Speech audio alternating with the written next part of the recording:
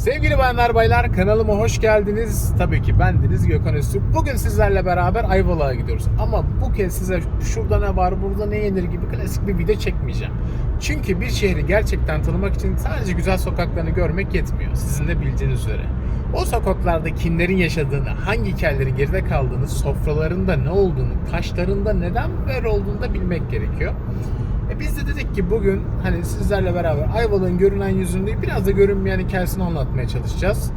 Şu an Dikili tarafından çıkıp Küçükköy'e uğrayacağız ilk olarak. Sonra Ayvalık'ın sokaklarına gireceğiz. Geçmişin izlerini süreceğiz. Müzeleri gezeceğiz. Hikayelerini dinleyeceğiz. Ve tabii ki Ege'nin en güzel yemeklerinin de tadına bakacağız. Son durağımız ise tahminimce Cunda olacak. Bu sıralama biraz değişebilir ama elimizden geldiğince sıralamayı korumaya çalışacağız. Ama bu arada şunu da soracağız kendimize. En önemli sorumuz da şu olacak. Ayvalık'ı gerçekten Ayvalık yapan şey ne? Güzel bir başlangıç olduğunu inanıyorum. Çünkü bugün video çekiyoruz. Güzel bir günle başladık. Hadi sizlerle beraber gelin birlikte bunu bulalım. Kanalımı takip etmeyi, abone olmayı, eşinize dostunuza önermeyi unutmayın. Yani takipçi artık arkadaşlar biliyorsunuz YouTube'da kurallarını artık değiştirdi. Sizlere daha çok ihtiyacım var. Hazırsanız başlayalım.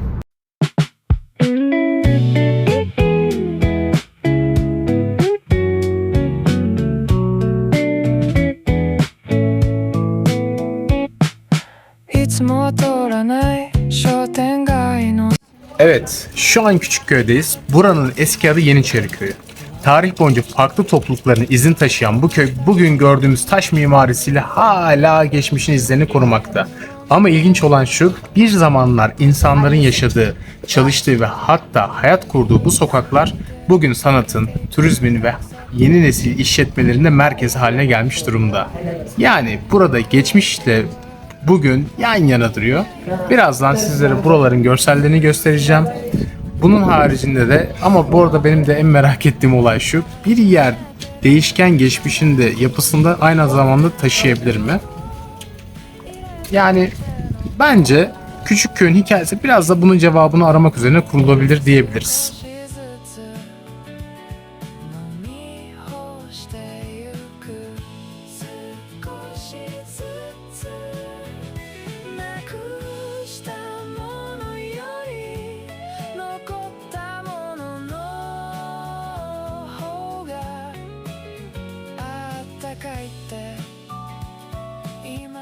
Küçükköy'ün bu arada içerisi çok kalabalık.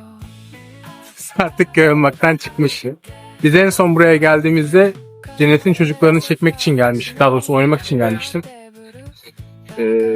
Ama şu an buranın kadar böyle canlı bir alan olmuş ki. Bence yani Ayvalık'ın içinden daha farklı bir dünya olmaya başlamış burası.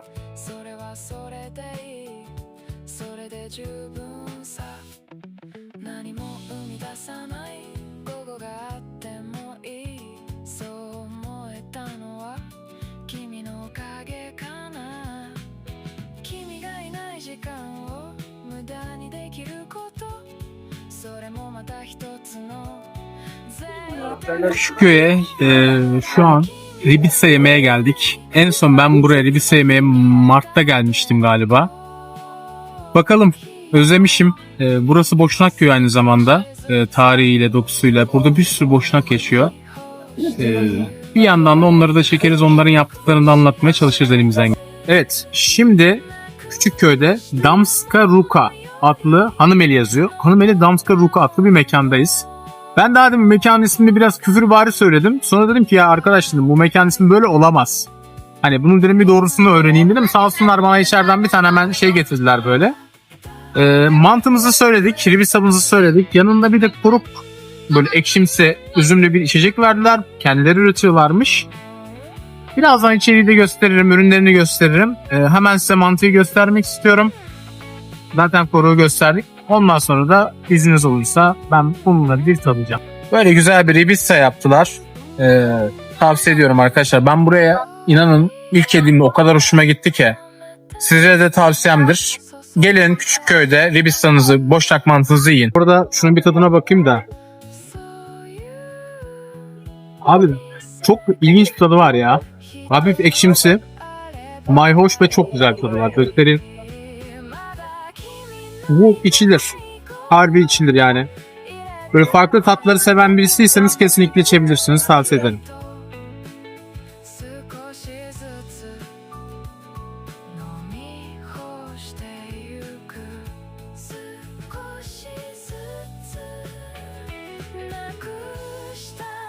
Bunlar tam olarak ne ablacığım? Bunlar ikisi de Ayvar. İki farklı markanın. İkisi de Makedonya'dan ithal ediliyor. Yani Türkiye'de de üretilen ürünler var ama benzer tadı vermiyor. O yüzden biz de Makedonya'dan getirtiyoruz. Bunlar soka kaymaklı biber turşusu. 3 çeşit var elimizde. 3 boyu var. Bunlar da kuru et. Kuru ette de 2 çeşit var. Biri buttur.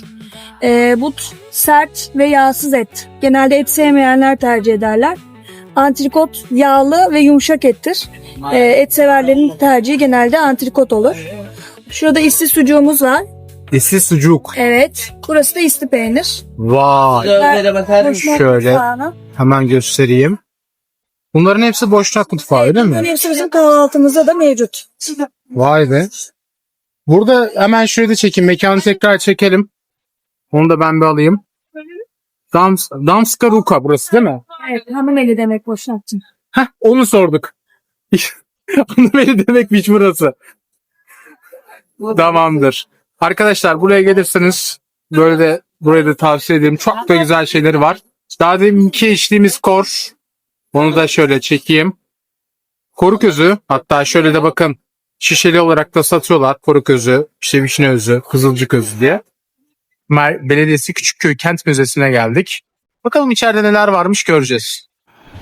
Evet. Şimdi içerideki müzeye geldik. Bakalım burada neler var. Sizlere göstermek istiyorum.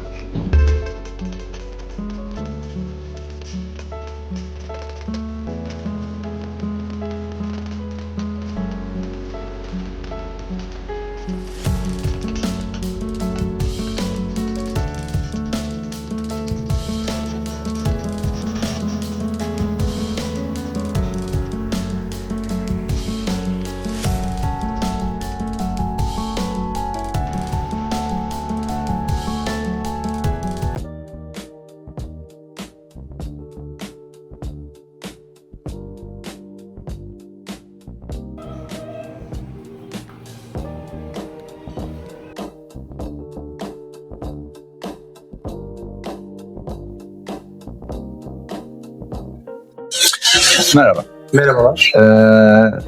Hoş geldiniz müzemize tekrar. Ortaçağ baskı teknikleri yapan bir müzemiz var.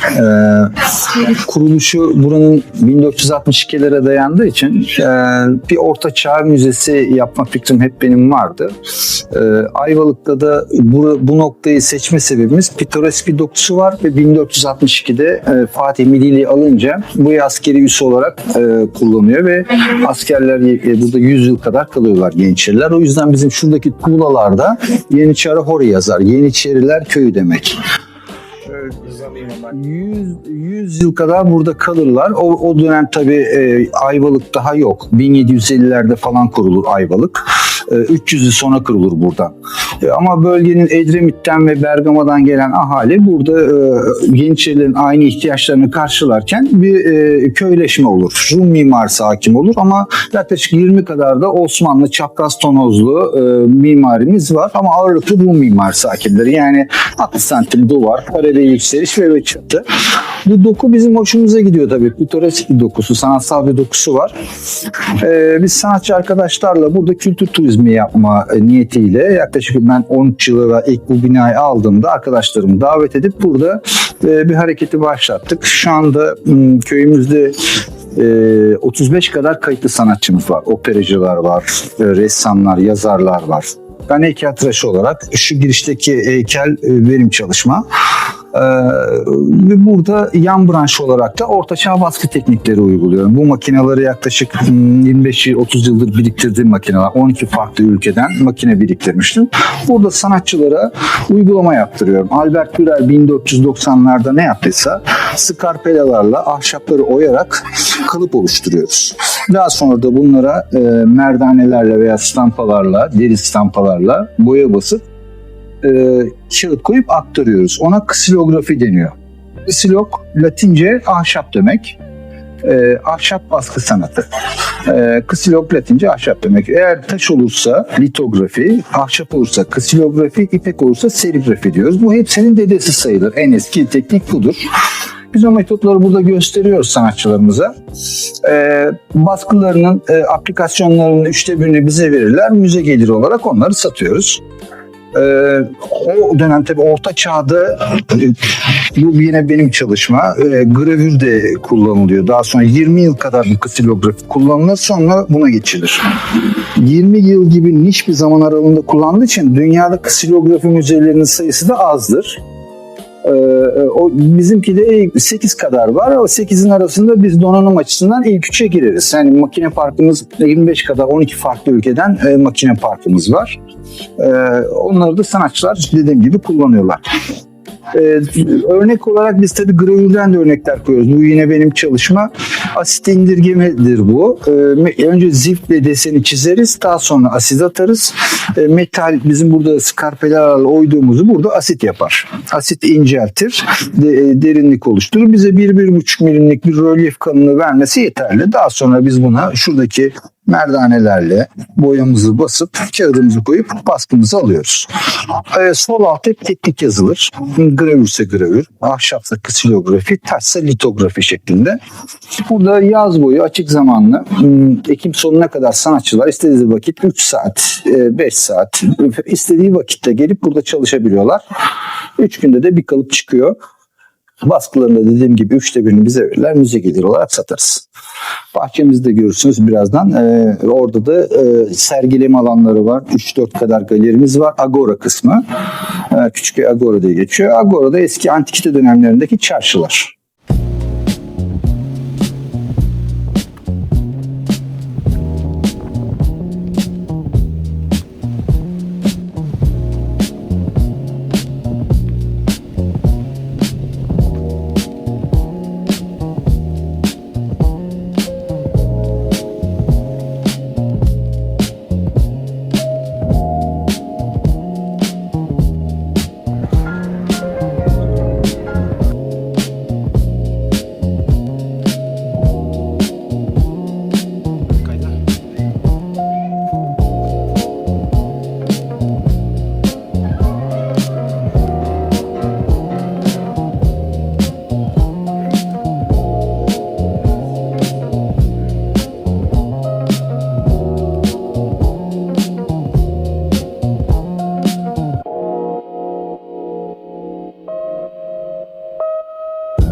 Arkadaşlar yemek sonrası Arthur adlı çok güzel bir mekana denk geldim. İçeride zaten birazdan izleyeceksiniz. Harika ürünler, harika sanat eserleri, kafesi de var aynı zamanda. Mümkünse gidin ve benim selamımı iletin. Bence Küçükköy'deki en iyi 3 mekandan birisi, sizlere tavsiyemdir.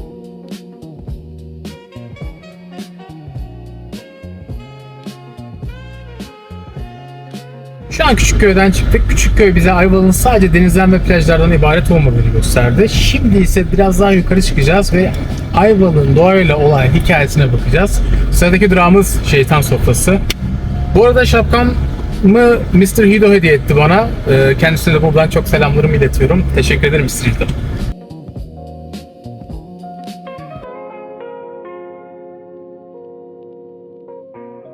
Şu arkamdaki gördüğünüz manzaranın adı Şeytan Sofrası. Ayvalık'ın en güzel manzaralarından bir tanenin bulunduğu yerlerden birlikteyiz. Şu an biraz bir rüzgar var. Umarım beni iyi duyuyorsunuz. Artık sesi temizliği için bir şeyler yapacağım. Ayvalık'ta da var. Birazdan çekeceğim onları. Karşımızda bunları Ege Denizi daha ilginç.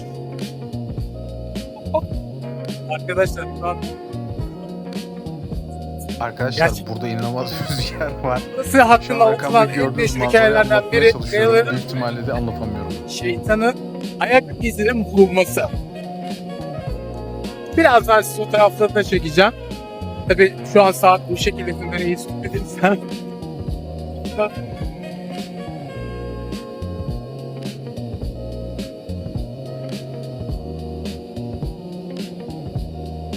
Şimdi size şeytanın ayak izinin olduğu iddia edilen yere götürüyorum. Ben demiyorum, onlar diyor. Haberiniz olsun.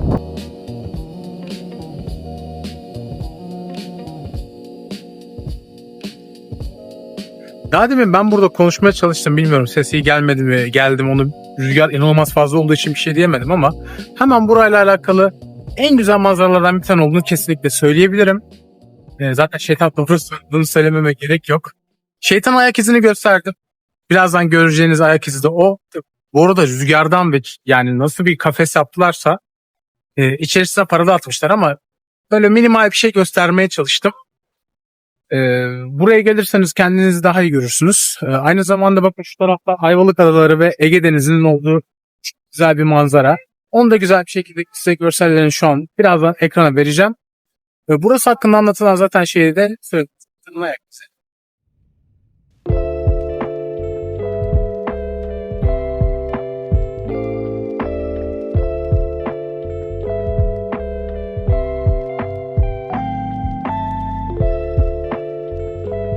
Şimdi artık Ayvalık'ın merkezine doğru yol alıyoruz. Buraya kadar doğasını, küçük yerleşimlerini gördük. Şimdi ise Ayvalık'ın asıl hikayesinin içine gireceğiz. Buraya kadar izlediyseniz ve hala takip etmediyseniz, abone olmadıysanız, eşinize dostunuza önermediyseniz bir 5 saniye durun, bir çayınızı kahvenizi alın. O arada da gelin beni önerin be. Bir paylaşın bir beni. Oradan hemen like'lık falan bir şeyler yapın. Neyse onları geçiyorum o zaman. Yapmışsınız olduğunu düşünerek. Bu arada arkadaşlar bu şehre baktığınızda gördüğünüz taş evlerin arkasında daha büyük bir geçmiş var. Birazdan o konuya da değineceğiz. Şimdi sıradaki istikametimize doğru yol alalım.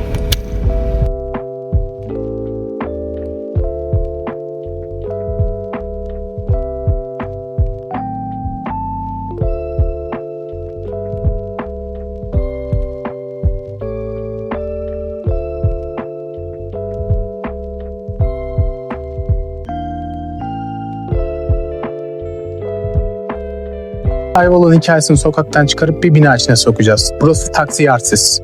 Ayvalık'ın tarihini anlamak için önemli yapılardan biri. Bir yapı düşünün, farklı dönemler görüyor, farklı insanlar görüyor, şehrin değişimine tanıklık ediyor. Ve bütün bunlara rağmen ayakta kalıyor. Bazen bir şehrin tarihini kitaplarda değil duvarlarında görürsünüz. İşte orası da burası. Bence Taksiarsiz'in en büyük özel örneklerinden birisi de bu. Hadi hazırsanız içeri girelim.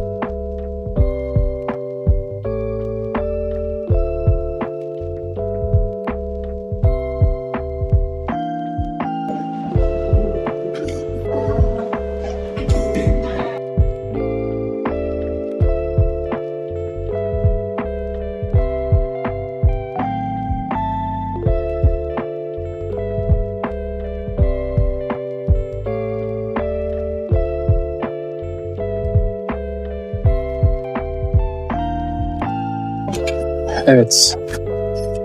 Hem kilise hem de müze olan yeri bitirdik. Umarım beğenmişsinizdir görselleri. Açıkçası içeride anlatımlı, diyaloglu bir şey yapmak istemedim. Malum kutsal yerler. Yani tarihçesini zaten elimden geldiğince aşağı tarafa ya da ekstra olarak seslendirme yapmaya çalışırım. Bunun haricinde aynen buradan geldik. Bir yandan da böyle Ayvalık'ın içerisindeki o tarihi evleri de göstermek istiyorum size.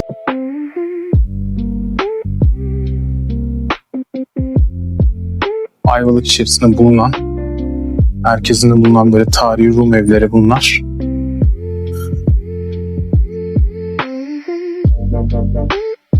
Bir yandan da Rahmi Koç Müzesi'ne yetişmeye çalışıyorum. Bugün inanılmaz bir şekilde saçma sapan olaylar yaşadık. Yani 9'da kalkıp Küçükköy'e neredeyse saat 1 gibi gelebildik.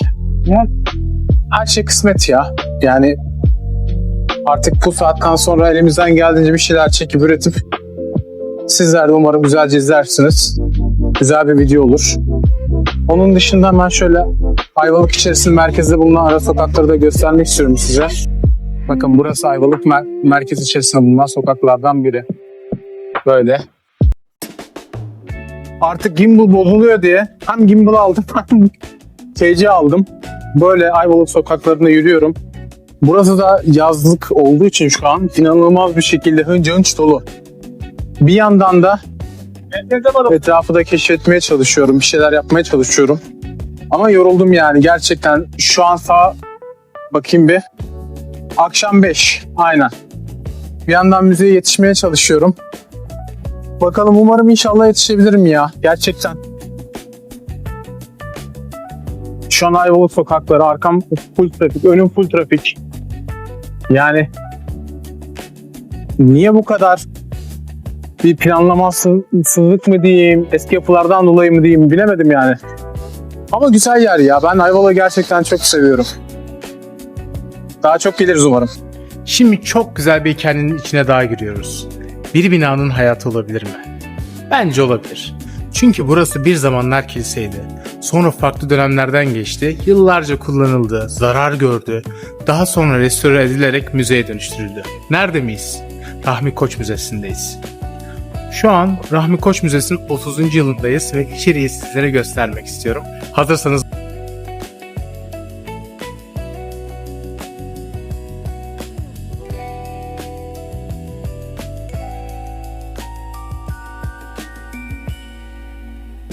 bir şey söyleyeyim mi? İçerisi o kadar güzel ki, o kadar güzel araçlar, motosikletler, eski araçlar var ki bayıldım buraya. Tek kelimeyle mükemmel bir yer.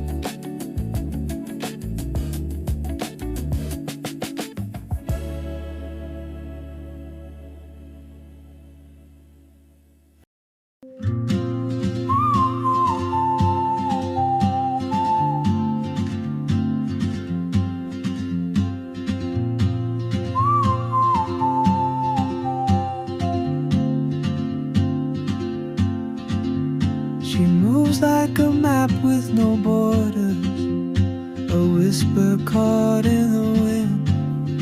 I see her boots at the corner cafe with a notebook and a grin. She's chasing skies I've never named while I stay in my lane. But something in the way she moves keeps pulling at my chain. Oh, traveler, you carry the sun in your stride, leaving behind what I hold inside. If I don't ask your name today, I may never get the chance to walk beside your wandering dance.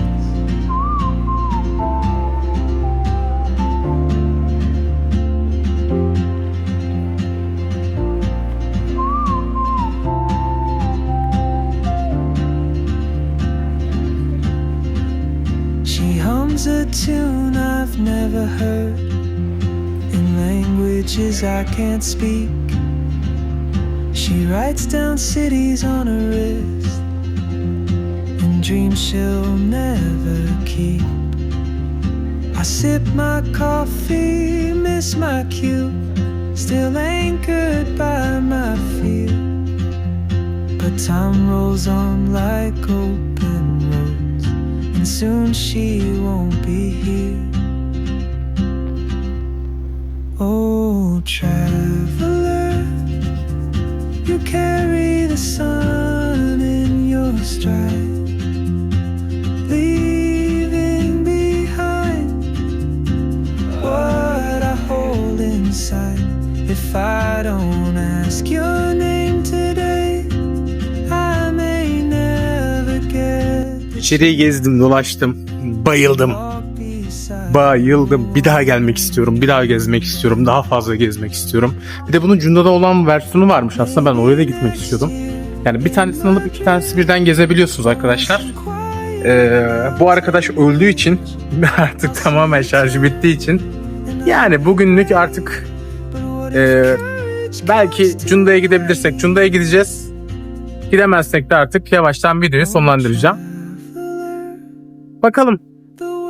Ama bayağı bir yer gezdik, bayağı bir yer dolaştık sizlerle beraber. Destekleriniz için çok teşekkür ederim. Biliyorum şu an çalıştığınız yerden böyle canınız sıkıldığında belki de açtığınızı beni gördünüz, beni izliyorsunuz. Umarım size güzel bir enerji vermişimdir. Bugün çok yorucuydu, çok stresliydim açıkçası. Böyle bir gergindim. Yani saatler geçti, yeni açıkçası rahatladım. Biraz yorgunlukta işte hep bir sıkıntı yaşıyorum. Ekipmanlarla alakalı, genel diğer şeyler yaşanıyor falan filan. Ama olsun. Hayat çok güzel. Bize güzel kalmaya devam edelim. Yolun daha sonuna geldik. Yorulduk. Güzeldi. Ben bugün çok eğlendim. Çok güzel yerler tekrar gördüm. Çok güzel müzeleri tekrar gezdim. Dilerim sizler de buraya gelirsiniz. Bizlerle beraber karşılaşırsınız. Tekrar beraber belki aynı müzeleri tekrar gideriz. Bana verdiğiniz destekler için çok teşekkür ederim.